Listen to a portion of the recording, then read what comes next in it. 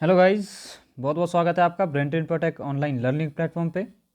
मैं कन्याल मोहन शर्मा इस वीडियो के माध्यम से इस सप्ताह के इंपॉर्टेंट करंट अफेयर्स के बारे में डिस्कस करूंगा, जो आपके एग्जाम के पॉइंट ऑफ व्यू से करंट अफेयर में इंपॉर्टेंट क्वेश्चन बनता है, उसकी अभी चर्चा करेंगे। तो गाइस, वीडियो को शुरू करने से पहले आप हमारे इस वीडियो को लाइक करें, शेयर करें और सब्सक्राइब करें। तो गाइस, शुरू करते हैं। सबसे पहला क्वेश्चन यहाँ पर बात करते हैं, किस देश की सरकार ने स्वदेशी लोगों के सम्मान के लिए अपने राष्ट्रगान में संशोधन किया है? तो आंसर क्या आएगा इसका? ऑस्ट्रेलिया सरकार ने। तो भाई, ऑस्ट्रेलिया सरकार ने जो प्रधानमंत्री वहाँ के स्कॉट मॉरिस, उन्होंने 31 दिसंबर 2020 को यह सूचित किया है कि देश के स्वदेशी समुदाय और इतिहास को पहचान प्रदान करने के लिए अपने देश का जो राष्ट्रगान है उनका एडवांस ऑस्ट्रेलिया फेयर, उसका एक नया रूप क्या है, प्रस्तुत किया है। तो गाइस, जो ऑस्ट्रेलिया ने वो एकता की भावना को दिखाने के लिए और स्वदेशी लोगों का सम्मान के लिए राष्ट्रगान में एक क्या है, शब्द बदला है। अब वो शब्द कौन सा है? राष्ट्रगान की जो वहाँ का राष्ट्रगान है उसकी दूसरी पंक्ति क्या है? हम युवा और स्वतंत्र है। इसके स्थान पर क्या लिखा है कि हम एक क्या है, हम एक है और स्वतंत्र है। ठीक है, जो उनकी जो लाइन है दूसरी पंक्ति, हम युवा है और स्वतंत्र है, हम युवा की जगह में क्या लिखा है? हम एक है। ठीक है, तो इसमें क्या है, परिवर्तन हुआ है। तब जो लागू हुआ है तो 1 जनवरी 2021 से ये प्रभावी होगा। ठीक है, जो नया बदलाव है उनके राष्ट्रगान का। तो ऑस्ट्रेलिया की बात करें तो ऑस्ट्रेलिया का जो प्रधानमंत्री स्कॉट मॉरिस, आपने ध्यान रखना है गाइस, उनकी मुद्रा क्या रहती है? Australia dollar. क्षेत्रफल की दृष्टि से क्या है, छठा सबसे बड़ा देश है ऑस्ट्रेलिया। और जो इसके आसपास के कुछ क्षेत्र हैं या देश है, जैसे पूर्वी Timor, Indonesia, New Zealand, Papua New Guinea का सोलोमन द्वीप है, न्यू कैलेडोनिया, ठीक है, और न्यूजीलैंड वगैरह, ये भी वहीं पे आसपास पड़ता है। ठीक है, तो एक संप्रभु देश है। ओके गाइस, नेक्स्ट यहाँ पर देखते हैं अगला क्वेश्चन। यहाँ पर बात करते हैं एशिया विकास बैंक की। तो एशिया विकास बैंक ने भारत के किस राज्य में बिजली उत्पादन क्षमता बढ़ाने हेतु 23.1 करोड़ डॉलर का कर्जा देगा?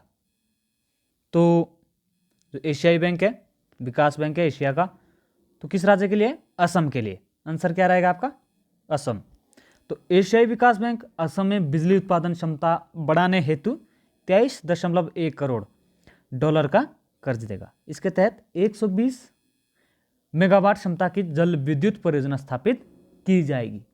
एडीबी और भारत सरकार ने कर्ज समझौते पर क्या 30 दिसंबर 2020 को हस्ताक्षर किए हैं। ठीक है, तो असम में जो बिजली क्षेत्र है, निवेशक कार्यक्रम के लिए एक कर्ज की तीसरी किस्त है ये। तो ठीक है, तो वैसे जो मंजूरी दी थी इस कार्यक्रम को एडीबी निदेशक मंडल ने कब दी थी? 24 जुलाई 2014 को, ओनली जुलाई 2014 को।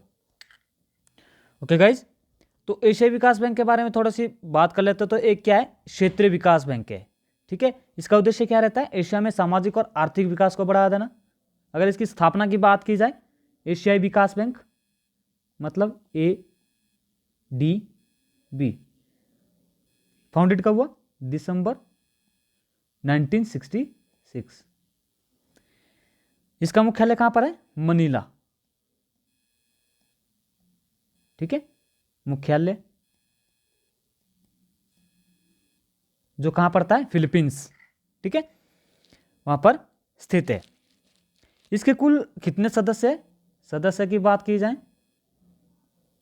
तो 68 इसके सदस्य हैं, जिसमें से क्या है 48 एशिया से। अगर आपसे पूछा जाए एशिया से कितने सदस्य हैं इसमें, तो 48। बाकी जो अन्य प्रशांत क्षेत्र में आते हैं, ठीक है, 19 अन्य क्षेत्र से है। ठीक है, एशिया और प्रशांत क्षेत्र से कितने आते हैं? 48। ठीक है, तो अन्य से आते हैं 19। ठीक है, यहाँ पर आगे देखते हैं। नेक्स्ट यहाँ पर क्या है? किस राज्य सरकार ने किसानों के लिए किसान कल्याण मिशन शुरू किया है? तो किसने शुरू किया है? यहाँ पर गाइस थोड़ी सी मिस्टेक है। तो किस राज्य सरकार ने किसानों के लिए किसान कल्याण मिशन शुरू किया है? तो किसने किया है? उत्तर प्रदेश सरकार। ये भी इंपॉर्टेंट है आपके लिए। तो उत्तर प्रदेश ने किया है 6 जनवरी 2021 को। कब से शुरू किया है? अगर इसकी बात की जाए कब से स्टार्ट किया? 6 जनवरी 2021 को। क्या क्या है? किसान कल्याण मिशन। ठीक है, इसका मकसद क्या है? कि किसानों की आय बढ़ाना और नई टेक्निक से और सरकारी जो योजनाएं हैं उनकी जानकारी किसानों तक पहुंचाना, इसका क्या है मेन उद्देश्य है। ठीक है, वैसे ये कार्यक्रम क्या है उत्तर प्रदेश के सभी जो खंड है वहाँ के विकास खंड है कितने 824 में क्या है 6 जनवरी से 21 जनवरी तक जो ये कार्यक्रम चलेगा, इसकी डेट रखी गई है 6 जनवरी से 21 जनवरी तक। ठीक है, और इस मिशन के जरिए किसानों को नए कृषि कानूनों के प्रति क्या जागरूक भी किया जाएगा। नेक्स्ट है कौन सा देश लकड़ी की सैटेलाइट बना रहा है, तो ये भी इंपॉर्टेंट क्वेश्चन है। कौन सा देश है, जापान। तो भाई जापान क्या है अब जो सैटेलाइट है लकड़ी की बना रहा है। ठीक है, तो काफ़ी एडवांस हो चुका है। तो जापान की एक कंपनी है और उसके साथ क्या क्योटो विश्वविद्यालय, वो दोनों साथ में मिलकर दुनिया की पहली बनेगी है। ठीक है, पहली लकड़ी की सैटेलाइट, इस पर क्या है इसको बनाने के लिए क्या काम कर रहे हैं दोनों संयुक्त रूप से। ठीक है, अंतरिक्ष में अब ऐसे सैटेलाइट भेजने की तैयारी हो रही है जो लकड़ी से बना होगा। फायदा क्या होगा इससे, ठीक है, तो ये याद रखना है कि एक तो इसका जो अंतरिक्ष है वो सुरक्षित रहेगा। ठीक है, ना कोई मलबा तैयार होगा इसमें। ठीक है, और बिल्कुल सुरक्षित रहेगा है। ठीक है, हालांकि क्या जापान ऐसे ने जो सैटेलाइट पर है वो काम कर रहा है। ठीक है, जापान इस बार क्या है लंबे समय पे शोध करा था वैसे, और 2023 तक क्या इन्होंने लक्ष्य रखा है कि हम कामयाब हो जाएंगे। कब तक, 2023 तक। ठीक है, तो जो जापान है वहाँ की अगर बात करें तो राजधानी आपको पता होगी गाइस, टोक्यो वहाँ की राजधानी है। अगर सरकार की बात की जाए तो कैसी है, संसदीय प्रणाली। ठीक है, संवैधानिक राजतंत्र के साथ। ठीक है, अगर मुद्रा की बात करें तो मुद्रा कौन सी है, जापानी येन। ठीक है, और सम्राट कौन है, नारुहितो जो वहाँ का सम्राट है। ठीक है, पीएम कौन है, योशिहिडे सुगा। ठीक है, योशिहिडे, बड़ा अजीब सा नाम है भाई, योशिहिडा। जो सुगा है वहाँ का कौन है, पीएम। ठीक है, prime minister. Okay guys, next हमारा अगला क्वेश्चन है कि हाल ही में प्रधानमंत्री नरेंद्र मोदी जी ने किस प्राकृतिक गैस पाइपलाइन का उद्घाटन किया है। कौन सी पाइपलाइन है, कोच्चि मंगलुरु प्राकृतिक गैस पाइपलाइन। अब यहाँ पर बात करते हैं कि कब शुरू हुआ था इसका जो उद्घाटन हुआ है। तो प्रधानमंत्री नरेंद्र मोदी जी ने 5 जनवरी 2021 को वीडियो कॉन्फ्रेंसिंग के माध्यम से कोच्चि मंगलुरु प्राकृतिक गैस पाइपलाइन का उद्घाटन किया है। यह परियोजना वन नेशन वन गैस जो ग्रिड के निर्माण की दिशा में एक अहम मील का पत्थर माने जाते हैं। मतलब क्या है इसका जो मिशन रहा है इस योजना का, one nation one gas grid. ठीक है, तो इसमें क्या है, अब इसकी बात कर लेते कहाँ से कहाँ तक। तो ये पाइपलाइन अगर इसकी लंबाई की बात की जाए, आपसे इंपॉर्टेंट जो रहता है, तो 450 किलोमीटर क्या है इसकी लंबाई है। ठीक है, कहाँ से कहाँ तक है, तो केरल के कोच्चि में, ठीक है, तरलीकृत प्राकृतिक गैस जो LNG, ठीक है, रेगुलेशनल टर्मिनल से, ठीक है, वहाँ से, ठीक है, कुछ जिले लगते हैं आपका, जैसे पलक्कड़ है, आपका त्रिशूर है, एर्नाकुलम है, ठीक है, मलपुरम है, कोझिकोड है, कुन्नूर है। ठीक है, और कुछ अन्य जिले लगते हैं जहाँ से गुजरते हुए क्या है एक कर्नाटक के दक्षिणी कन्नड़ जिला पड़ता है। दक्षिण में क्या है कन्नड़ जिला पड़ता है कर्नाटक का। मंगलुरु तक क्या है वहाँ पर पहुँचेगी। ठीक है, मंगलुरु जो स्थान रखा है। ठीक है, अगर इसमें परियोजना में लागत की बात की जाए, लागत कितनी है, तो 3000 करोड़। ठीक है, 3000 करोड़ रुपए इसकी जो कुल लागत है। ठीक है, बाकी यहाँ पर नेक्स्ट देखते हैं। यहाँ पर बात हो रही है विश्व ब्रेल दिवस कब मनाया जाता है। ब्रेल दिवस तो भाई 4 जनवरी ये दिन आपने याद रखना है, 4 जनवरी। ठीक है, विश्व भर में 4 जनवरी 2021 को अंतर्राष्ट्रीय ब्रेल दिवस मनाया गया था। ठीक है, प्रतिवर्ष जो विश्व ब्रेल दिवस है 4 जनवरी को लुई ब्रेल के जन्मदिन के उपलक्ष्य पर क्या है मनाया जाता है। इस दिन जो दिव्यांग जो जन है अधिकार अधिनियम, मतलब नेत्र रोगों की पहचान, रोकथाम और पुनर्वास विषय पर चर्चा होती है। ठीक है, इसका जो लक्ष्य रहता है दृष्टिबाधित लोगों के जो अधिकार है उन्हें प्रदान करना और ब्रेल लिपि को बढ़ावा देना। अब ब्रेल लिपि क्या है इसके बारे में थोड़ा सा जान लेते हैं। ब्रेल एक लेखन पद्धति है, यह नेत्रहीन व्यक्ति के लिए क्या है बनाई गई है। ठीक है, किसके द्वारा बनाई गई है? जो लुई ब्रेल थे वो क्या थे, नेत्रहीन थे, तो उन्होंने क्या खुद को पढ़ने के लिए एक लिपि का आविष्कार किया, जिस पद्धति को क्या एक पद्धति उन्होंने अपनाई थी जिसको नाम दिया था ब्रेल लिपि। ठीक है, इसे एक विशेष प्रकार के उभरे हुए कागज पर लिखा जाता है, वैसे आपने देखा होगा। ठीक है, इसकी संरचना क्या फ्रांस जो ठीक है, तो जो लुइस ब्रेल था वो फ्रांसीसी एक नेत्रहीन शिक्षक था, वो अंधे थे। ठीक है, तो उनको आविष्कारक माना जाता है इस लिपि का। ठीक है, ओके गाइस, तो अगर विश्व की बात की जाए तो 39 मिलियन लोग क्या है वो विश्व में नेत्रहीन है, जो कि देख नहीं सकते, जबकि क्या 253 मिलियन लोग में कोई ना कोई दृष्टि विकार मतलब है ही है। ठीक है, दृष्टि विकार मतलब जिसको प्रॉब्लम जो मतलब हमेशा रहती है देखने में। ठीक है, लगभग 253 मिलियन। तो गाइज इसके उद्देश्य से ये जो लिपि इसका निर्माण हुआ है, ताकि क्या है जो अंधे लोग हैं वो भी पढ़ सकें। ठीक है, चलिए नेक्स्ट देखते हैं। यहाँ पर दोबारा एशियाई विकास बैंक, इसने क्या है मतलब किस राज्य में बागवानी को बढ़ावा देने के लिए $10 मिलियन के ऋण समझौते पर हस्ताक्षर किए हैं? तो एशियाई विकास बैंक यहाँ पर और ऋण दिया है किसको, यहाँ पर समझौते पर हस्ताक्षर हुए, तो हिमाचल प्रदेश को क्या है $10 मिलियन जो कि एशियाई विकास बैंक ने दिए हैं। क्यों दिए हैं? बागवानी को बढ़ावा देने के लिए, इसका मेन मकसद रहता है। क्वेश्चन का मतलब ये है कि उसका मकसद क्या है, क्यों ये क्या नाम ऋण दिया है। ठीक है, और किस राज्य को दिया है, कितना दिया है, तो हिमाचल प्रदेश $10 मिलियन दिया है। इसके पीछे कारण क्या है, क्या कारण है? बागवानी को बढ़ावा देना। ओके गाइस, चलिए नेक्स्ट देखते हैं। किस देश ने हाल ही में हिंद महासागर में पानी के अंदर ड्रोन का एक बेड़ा तैनात किया है? तो भाई चाइना ने क्या है, इसका जो आंसर आएगा चीन। तो चीन ने हिंद महासागर में पानी के अंदर मतलब समुद्र के अंदर क्या है एक ड्रोन का बेड़ा तैनात किया है।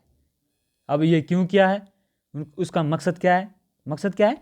नौसेना के लिए कुछ खुफिया जानकारी जुटाना है। ठीक है, अब उसका जो दुश्मन मानता है, ठीक है, वैसे उसके बीच और अमेरिका के बीच क्या है थोड़ी तनातनी चली है, भारत और चाइना के बीच भी तनातनी चली है, तो वो तो अपना समुद्री जो साम्राज्य वो फैलाना चाहता है। ठीक है, तो अब क्या है उसने धीरे धीरे अपने जो एजेंसियाँ बढ़ा दी है। ठीक है, कुछ देख रहे हैं आप पानी में उन्होंने ड्रोन एक बेड़ा तैनात किया है। ठीक है, तो अमेरिकी मैगजीन फोर्ब्स में छपे लेख में सटन ने कहा है कि ये समुद्री ग्लाइडर एक प्रकार से क्या है अंडर वाटर व्हीकल मतलब UUV है। ठीक है, इन्हें दिसंबर 2019 के मध्य लॉन्च किया गया था वैसे। ठीक है, ड्रोन की मदद से क्या है 3400 ऑब्जर्वेशन करने के बाद इन्हें इस साल क्या है फरवरी में रिकवर कर लिया गया है। वैसे चीन ने 2016 में क्या है इन्हें समुद्री जहाज़ों की सुरक्षा के लिए सुरक्षित की आवाजाही के लिए इस्तेमाल करना शुरू कर दिया था 2016 में। ठीक है, चाइना ने। ओके गाइज, फिर नेक्स्ट देखते हैं इसके बाद क्या है अखिल भारतीय शतरंज महासंघ मतलब AICF, इसके नए अध्यक्ष निम्न में से कौन बने हैं? तो मतलब कौन बने? डॉक्टर संजय कपूर, ये नाम याद रखना आपने। तो डॉक्टर संजय कपूर है, उनको अभी इसका अध्यक्ष चुना है अखिल भारतीय शतरंज संघ का। तो जो भारत में शतरंज के लिए एक खेल केंद्रीय प्रशासकीय निकाय है ये जो अखिल भारतीय शतरंज महासंघ है। ठीक है, अगर इसकी स्थापना की बात की जाए तो स्थापना 1951 में हुई थी। स्थापना कब हुई थी? 1951 को। ओके गाइज, तो अखिल भारतीय जो चेस फेडरेशन का ऑनलाइन चुनाव कब हुआ था? 4 जनवरी को। तो इसमें डॉक्टर संजय कपूर को अध्यक्ष निर्वाचित किया गया। पहली बार यूपी से कोई अध्यक्ष पद के लिए चुना गया है उत्तर प्रदेश से। तो वेंकट राजा को क्या है यहाँ पर 31 वोट मिले थे और संजय जो डॉक्टर संजय कपूर है उनको कितने मिले? 33 वोट। तो 2 वोटों से इनको क्या है जीत मिली थी। लगभग क्या 32 राज्य, मतलब ये स्टेट वाइज, जैसे आपके मुंबई है, पुणे है जैसे, ठीक है। तो शहर वाइज इसमें चलते तो पूरे राज्य में क्या है, इसमें हिस्सा लिया था, अलग अलग हिस्से, ठीक है। तो स्थापना कब बोला है, 1951। मुख्यालय कहाँ पर है इसका, चेन्नई। हो सकता है गाइज आपसे पूछे कि इसका मुख्यालय कहाँ पर है, इसकी स्थापना कब हुई, तो आपको याद होना चाहिए स्थापना 1951, मुख्यालय चेन्नई। ओके गाइज, चलिए आगे बढ़ते हैं। यहाँ पर बात करते हैं, निम्न में से किस राज्य सरकार ने ओलंपिक में स्वर्ण पदक जीतने वाले खिलाड़ियों को 3 करोड़ रुपए देने की घोषणा की है। तो किस राज्य सरकार ने, राजस्थान, ठीक है। राजस्थान सरकार ने ओलंपिक, एशियाई तथा जो राष्ट्रमंडल जैसे अंतर्राष्ट्रीय खेलों में पदक जीतने वाले खिलाड़ी है, उनको सरकार की ओर से कितनी राशि दी जाएगी इनाम के तौर पर, 3 से 4 गुना वो अब बढ़ा दी है, ठीक है, राज्य जो राजस्थान सरकार है, ठीक है। तो इस निर्णय के तहत क्या है, अब ओलंपिक खेलों में जो स्वर्ण पदक जीतेगा, जितने खिलाड़ियों को कितने, पहले कितने दिए जाते थे, 75 लाख, अब कितने दिए जाएंगे, 3 करोड़, ठीक है। अगर कोई रजत पदक जीतता है तो उसको पहले 50 लाख, अब कितने, 2 करोड़, ठीक है। और अगर कोई कांस्य पदक जीतता है तो 30 लाख क्या पहले दिए जाते थे, अब कितने दिए जाएंगे, 1 करोड़, ठीक है। तो ऐसा कहाँ पर हुआ है, राजस्थान, इस राज्य को, तो गाइज आपने ध्यान रखना है। नेक्स्ट यहाँ पर देखते हैं, किस देश ने हाल ही में पाकिस्तानी महिलाओं के लिए मलाला यूसुफजई अधिनियम पारित किया है, तो कौन सा देश है, अमेरिका। अमेरिका ने हाल ही में पाकिस्तानी महिलाओं के लिए मलाला यूसुफजई अधिनियम अभी क्या है, पारित किया है। इस अधिनियम के अनुसार 2020 और 2022 के बीच United State Agency for International Development, मतलब USAID, इसकी फुल फॉर्म अभी मैंने बताई, United State Agency for International Development, उसके द्वारा पाकिस्तानी महिला को कम से कम 50% छात्रवृत्ति प्रदान की जाएगी। यह पाकिस्तान में शिक्षा कार्यक्रम तक क्या है, पहुंच में सुधार विस्तार करने के लिए किया जा रहा है। जो अधिनियम पारित किया है, एक तो शिक्षा कार्यक्रम को बढ़ाना, ठीक है, इसमें सुधार लाना, स्पेशली महिलाओं में, ठीक है, जिसके लिए अधिनियम पारित किया है अमेरिका ने। नेक्स्ट है हमारा, किस राज्य सरकार ने हाल ही में घोषणा की है कि वह तमिल भाषा और संस्कृत की रक्षा के लिए एक तमिल अकादमी की स्थापना करेगी। तो किस सरकार, जो राज्य सरकार ने किया है, तो दिल्ली राज्य सरकार ने अभी घोषणा की है कि तमिल और संस्कृत भाषा की रक्षा के लिए एक तमिल अकादमी की स्थापना करेगी दिल्ली सरकार। पूर्व पार्षद एन राजा, उनको तमिल अकादमी के उपाध्यक्ष के रूप में नियुक्त किया गया है, ठीक है। अगर आपसे पूछे कि उपाध्यक्ष किसे नियुक्त किया है, तो पूर्व पार्षद थे, क्या नाम है, एन राजा, उनको क्या तमिल अकादमी के उपाध्यक्ष के रूप में नियुक्त किया है, ठीक है। दिल्ली सरकार तमिल अकादमी के माध्यम से भाषा कोर्स क्या है, प्रदान करेगी। वैसे दिल्ली सरकार ने इससे पहले क्या है, संस्कृत, उर्दू, हिंदी, पंजाबी, मैथिली और भोजपुरी अकादमियां भी शुरू की है। ओके, चलिए नेक्स्ट देखते हैं। यहाँ पर बात करते हैं जी, हाल ही में किस राज्य सरकार ने बर्ड फ्लू, जो आजकल बीमारी फैल रही है, के कारण एवियन इन्फ्लुएंजा वायरस के बढ़ते प्रकोप देखते हुए आपदा घोषित कर दिया है। तो किस राज्य सरकार ने किया है, केरल। केरल राज्य ने बर्ड फ्लू के कारण क्या है, एवियन इन्फ्लुएंजा वायरस के बढ़ते प्रकोप को देखते हुए क्या है, आपदा घोषित की है, अभी घोषित कर दिया है। वैसे कोरोना वायरस महामारी के बीच क्या है, राजस्थान आपका, MP है, मतलब मध्य प्रदेश है, हिमाचल प्रदेश है, केरल और गुजरात में क्या है, बर्ड फ्लू पर अब बड़ा जो खतरा है वो बनता नजर आ रहा है वैसे, ठीक है। तो इन राज्यों में क्या है, अब तक सैकड़ों पक्षियों की क्या है, मौत हो चुकी है, ठीक है। अब तो सारा कुछ चिकन अंडा सब कुछ बंद हो गया भाई, ठीक है। तो बंद होना भी चाहिए ताकि क्या है, बीमारी की रोकथाम करें और इसकी क्या है, अब जांच जल्दी जल्दी करें, ठीक है।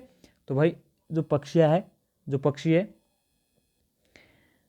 तो अच्छा लगता है अगर पक्षी चहचहाते हैं जैसे, ठीक है। तो डेली ये बहुत अच्छा इन्वायरमेंट रहता है, लेकिन जब पक्षी नहीं रहेंगे तो थोड़ा सा सुनसान सा हो जाता है फिर, ठीक है। तो उत्तर प्रदेश, उत्तराखंड, हरियाणा, पंजाब, कर्नाटक, झारखंड, बिहार, तमिलनाडु और जम्मू कश्मीर में अभी अलर्ट पर है, ठीक है। ओके गाइस, नेक्स्ट यहाँ पर देखते हैं द क्रॉनिकल ऑफ फिलेंथ्रोपी की रिपोर्ट के मुताबिक क्या है, वर्ष 2020 में दुनिया में सबसे ज़्यादा दान किस व्यक्ति ने दिया है। अब यहाँ पर एक रिपोर्ट पेश की है जिसमें बताया गया है कि 2020 में सबसे ज़्यादा दान किस व्यक्ति ने किया है। तो आपके लिए करंट अफेयर में हो सकता है सवाल बने 2020 में। तो जेफ बेजोस एक व्यक्ति है, जेफ बेजोस, तो सबसे बड़े अमीर व्यक्ति थे, ठीक है। अब तो शायद दूसरे व्यक्ति आगे निकल गए, इसके बारे में हम चर्चा करेंगे। द क्रॉनिकल ऑफ फिलेंथ्रोपी ने क्या सबसे बड़े दान वार्षिक सूची क्या जारी की है, ठीक है। तो पहले स्थान पर मौजूद है अमेजन के मुखिया जेफ बेजोस। तो उन्होंने क्या है वर्ष 2020 में जलवायु परिवर्तन से जो मुकाबले के लिए 10 अरब डॉलर मतलब 732.39 अरब रुपए क्या है दान किया है। अगर दूसरे सबसे बड़े दानवीर की बात करें तो दूसरा सबसे बड़ा दान फिल नाइट और उनकी पत्नी पेनी उन्होंने किया है, ठीक है। नाइट और उनकी पत्नी ने नाइट फाउंडेशन को 90 करोड़ डॉलर मतलब 65.89 अरब रुपए और ओरेगन यूनिवर्सिटी को कितने 30 करोड़ डॉलर मतलब 21.96 अरब रुपए दान किए हैं, ठीक है। तो नंबर 1 में आपने याद रखना है जेफ बेजोस और नंबर 2 में कौन है फिल नाइट और उनकी वाइफ। चलिए नेक्स्ट देखते हैं, यहां पर बात करते हैं भारत और किस देश के मध्य मतलब इन दोनों ने रेंज की सतह से हवा में मार करने वाली मिसाइल मतलब MRSAM रक्षा प्रणाली का क्या सफलतापूर्वक परीक्षण किया है। तो किस देश के साथ मिलकर किया है इजराइल के साथ। तो भारत और इजराइल ने मध्यम रेंज की सतह से हवा में मार करने वाली मिसाइल मतलब MRSAM रक्षा प्रणाली का अभी सफलतापूर्वक परीक्षण किया है। तो दोनों देशों ने अपनी युद्ध क्षमता को बढ़ाने के लिए जो इसका मकसद रहता है, ठीक है, संयुक्त रूप से एक प्रणाली विकसित किया है। तो मकसद मैंने बताया शत्रु विमान से जो संपूर्ण सुरक्षा प्रदान करना है, ठीक है, इनका मकसद। तो रक्षा विशेषज्ञ का कहना क्या है भाई कि यह शत्रु विमान क्या है 50 से 70 किलोमीटर की दूरी पर मार गिरा सकती है। तो 50 से 70 किलोमीटर तो बहुत दूर होता है भाई कि वहाँ तक क्या है गिरा सकती है जो शत्रु का अगर कोई विमान आता है, ठीक है, तो उसको मार गिरा सकती है। ओके गाइज, तो गाइज अपने दोस्तों में जल्दी जल्दी इस वीडियो को शेयर करना है ताकि वो अपनी तैयारी कर सकें करंट अफेयर्स की, क्योंकि करंट अफेयर्स भी हमारे लिए बहुत इंपॉर्टेंट रहता है। ओके गाइज, तो यहाँ पर बात करते हैं नेक्स्ट क्वेश्चन की। भारत में ब्रिटेन का उच्चायुक्त निम्न में से किसे नियुक्त किया गया है। किसे नियुक्त किया है अलेक्जेंडर एलिस। तो अलेक्जेंडर एलिस को भारत में ये ब्रिटेन का क्या है उच्चायुक्त नियुक्त किया है। तो किसके जगह में पहले कौन थे सर फिलिप बार्टन। उनके स्थान पर क्या है अब किसे चुना है अलेक्जेंडर एलिस को, ठीक है। तो पहले क्या थे तो ब्रिटेन में ये पहले उप राष्ट्रीय सुरक्षा सलाहकार के पद पर थे, ठीक है। और उससे पहले कहाँ थे वे लिस्बन और ब्राजील में क्या है एक सेवारत कार्य कर चुके हैं, ठीक है, वहाँ पर सेवा दे चुके हैं। ओके गाइज, नेक्स्ट बात करते हैं हाल ही में किस देश ने वर्ष 2015 के परमाणु समझौते का उल्लंघन करते हुए एक भूमिगत इकाई में 20% तक यूरेनियम का संवर्धन शुरू कर दिया है। तो कौन सा देश है ईरान। तो ईरान ने क्या है वर्ष 2015 के परमाणु समझौते, अब परमाणु समझौता का हुआ 2015, उसका उल्लंघन करते हुए एक भूमिगत इकाई में 20% तक यूरेनियम का संवर्धन शुरू किया है, ठीक है। इस बीच अमेरिका ने ईरान को बढ़ता हुआ सुरक्षा खतरों को ध्यान में रखते हुए क्या है खाड़ी के क्षेत्र में अपने परमाणु ऊर्जा संचालित विमान वाहक पोत जिसको क्या बोलते हैं निमित्ज नाम दिया है इसको निमित्ज, उसको क्या तैनात करने का फैसला किया है, ठीक है। तो इसके समझौते के तहत क्या ईरान द्वारा जो वैश्विक व्यापार में जो अपनी पहुंच से सुनिश्चित करने हेतु अपने परमाणु कार्यक्रम को गतिविधि पर अंकुश लगाने पर क्या एक सहमति व्यक्त की है, ठीक है। तो अगर ईरान की बात की जाए तो ईरान की राजधानी आपको याद होनी चाहिए तेहरान है, एक इस्लामी गणराज्य है, ठीक है। अगर राष्ट्रपति की बात की जाए तो कौन है? हसन रूहानी। मुद्रा वहाँ की रियाल है। ब्रिटेन के बारे में हमने चर्चा की। ब्रिटेन का जो मुद्रा रहती है पाउंड स्टर्लिंग। वहाँ के अभी नवनिर्वाचित जो बोरिस जॉनसन है वहाँ के पीएम है।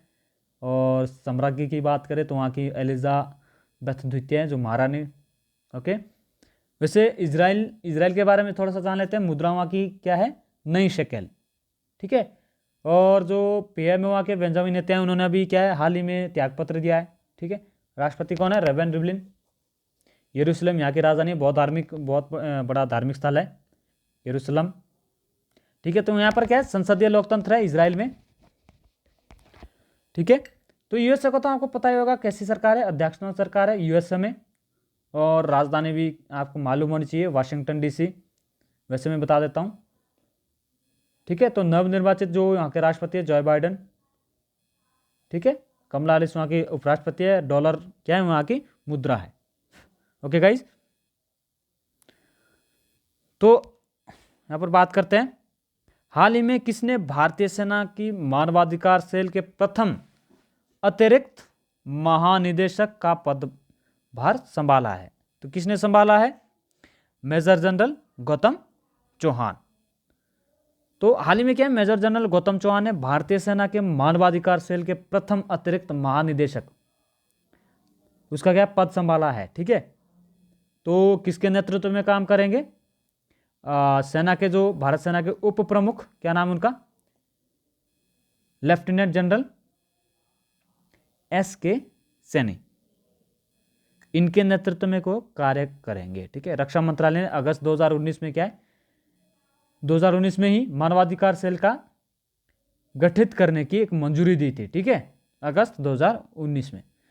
तो इस नए सेल का गठन मानवाधिकार के प्रति क्या है? भारतीय सेना की प्रतिबद्धता को प्रकट करता है, ठीक है। ओके गाइज, नेक्स्ट यहां पर देखते हैं अगला क्वेश्चन। निम्न में से किस राज्य सरकार ने किसान सूर्योदय योजना किसने लागू की है? गुजरात। तो गुजरात सरकार ने सिंचाई के लिए दिन के समय बिजली की आपूर्ति सुनिश्चित करने के मकसद से क्या है? किसान सूर्योदय योजना की शुरुआत की है।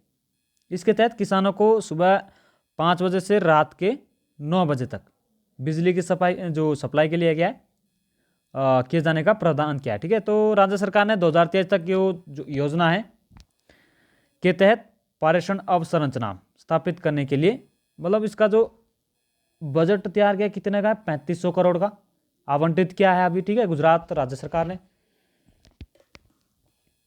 ओके गाइज, तो आपने ये योजना याद रखनी है, किसान सूर्योदय योजना, गुजरात। आगे बढ़ते हैं, यहाँ पर बात करते हैं हाल ही में किस देश ने मृत्युदंड को समाप्त कर दिया है?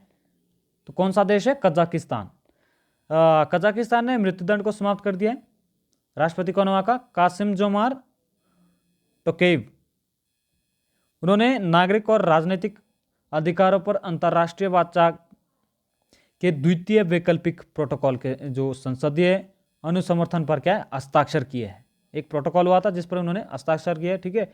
यह दस्तावेज है संयुक्त राष्ट्र संधि के हस्ताक्षरकर्ता को मृत्युदंड के उन्मूलन के लिए प्रतिबद्ध करता है, ठीक है। तो कजाकिस्तान का कुछ क्षेत्र यूरोप और एशिया में दोनों से आता है, ठीक है। तो कजाकिस्तान काफ़ी बड़ा देश है। अगर इसकी बात करें तो 9वां सबसे बड़ा देश है कजाकिस्तान दुनिया का, ठीक है। तो इसका 2 महाद्वीपों से क्या है क्षेत्र लगता है, ठीक है, यूरोप और एशिया।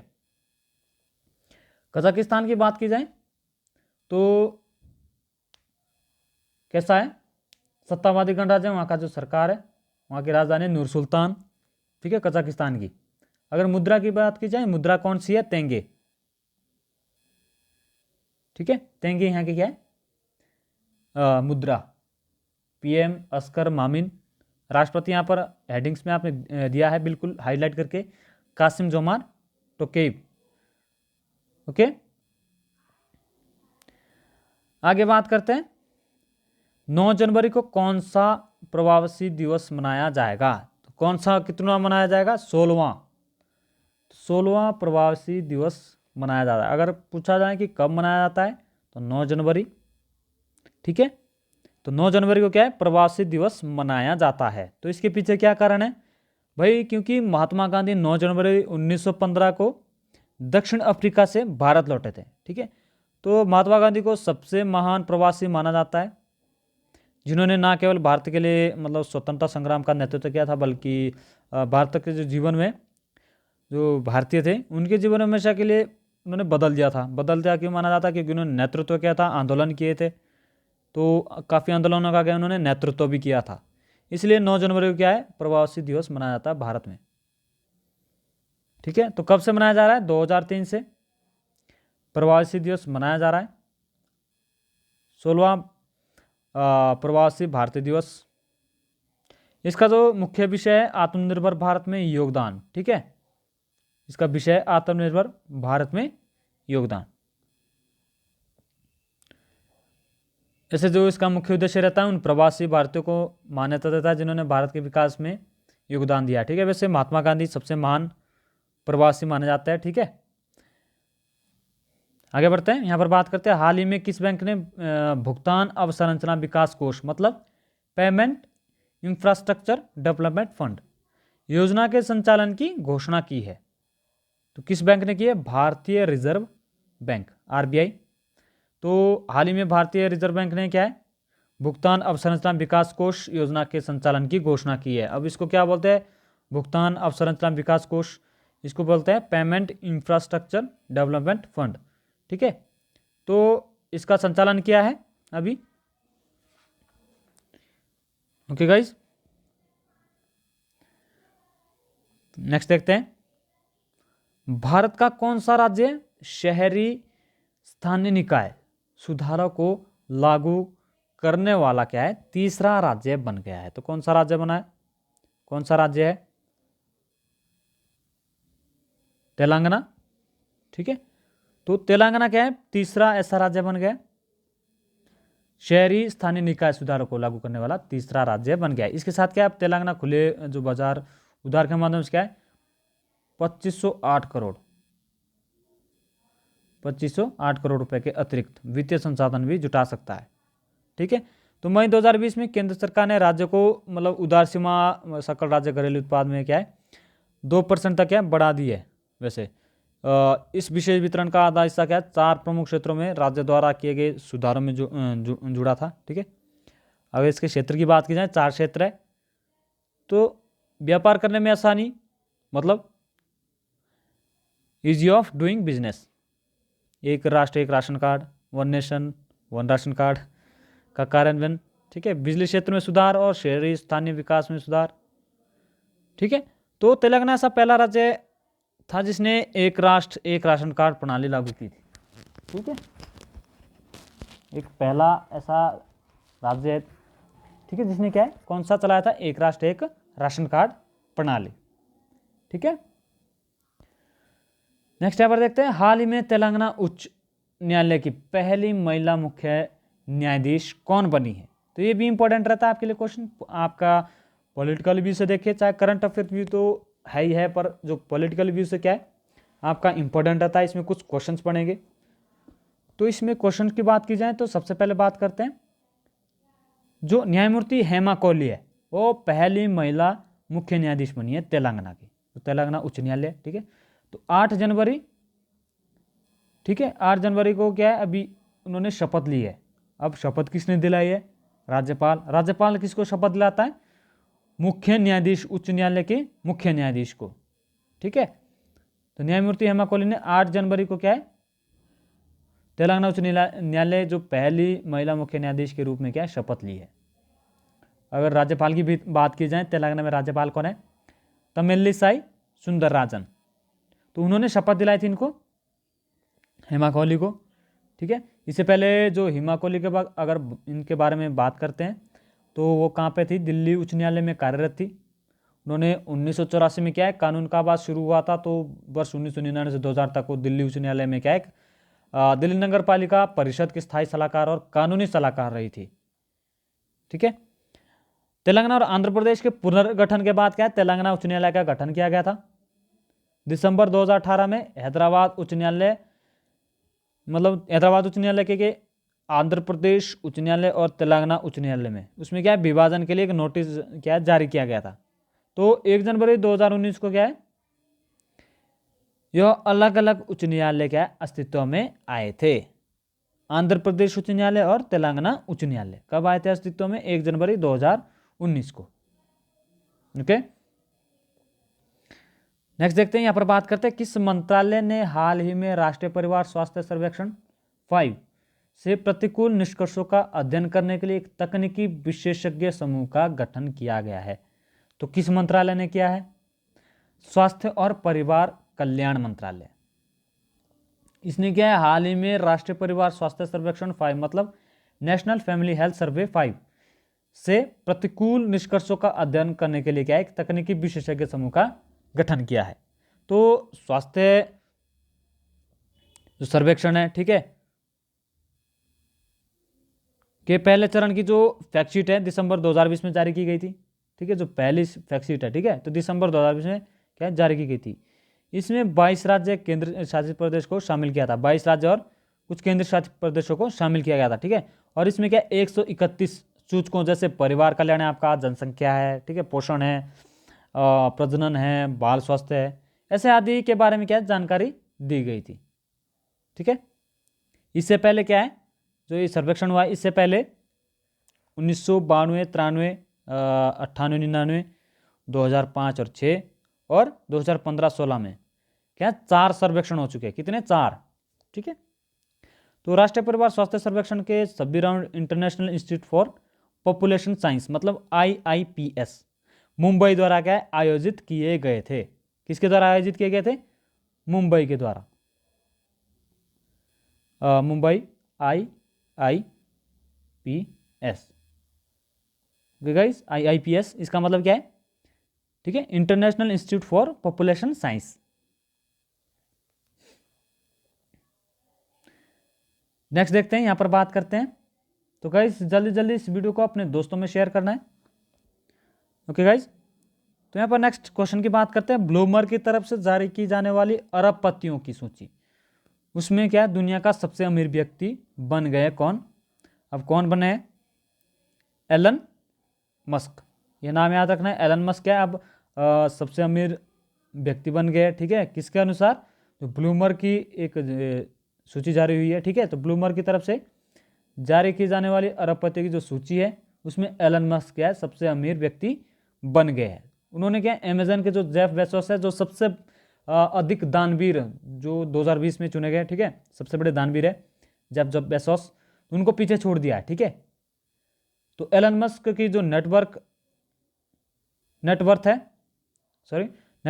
188 बिलियन US$ से क्या है अधिक हो गई अब। और जेफ बेजोस की नेटवर्थ क्या है? 187 बिलियन US$। ठीक है, तो ये तो $100 क्या है अब ज़्यादा हो गया। ठीक है, इसमें तो ऐसा टेल्सा के शेयर प्राइस में क्या है निरंतर वृद्धि के चलते हुआ है। ठीक है, जो टेल्सा के शेयर प्राइस है उसमें निरंतर वृद्धि हुई, जिसके चलते क्या है हुआ है। तो इस सूची में 500 अरबपतियों शामिल थे, जो सूची थी। तो इन 500 अरबपतियों में क्या है एलन मस्क क्या सबसे टॉप पर है। नंबर 2 पर है आपका जेफ बेजोस। ठीक है, तो जेफ बेजोस क्या 2017 से दुनिया के सबसे अमीर जो व्यक्ति थे। ठीक है, कौन थे? बेजोस।